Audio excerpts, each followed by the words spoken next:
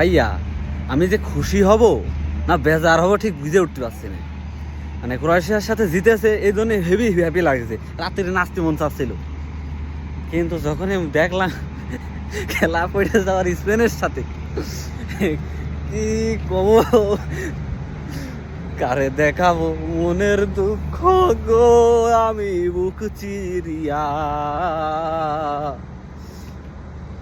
তুমি দেখো নসিব যদি কারোর হয়, হওয়ার দরকার আর্জেন্টিনার মতো। নসিব কি শালারা আমি শিওর টিয়া দেয়, টিয়া পয়সা না দিলে এত সুযোগ সুবিধা কেউ দেয়?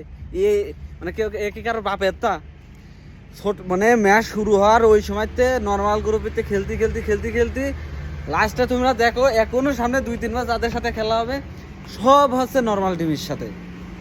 আর যত প্রকার দেখো ক্রোয়েশিয়া, তারপরে স্পেন, এরপরে যদি যেতে একটা মানে বেলজিয়ামকে সাথে খেলা পড়বে না। আর ওটা যদি জিততে পারে নেক্সট ফ্রান্সের সাথে খেলা।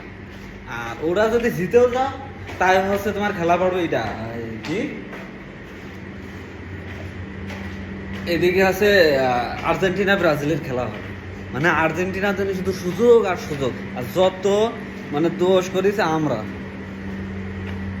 কারণ কথা হচ্ছে এই হচ্ছে বুঝ দোয়া করে আমাকে জন্য, মানে এই বিষয় এখানে একটা স্টার থাকে।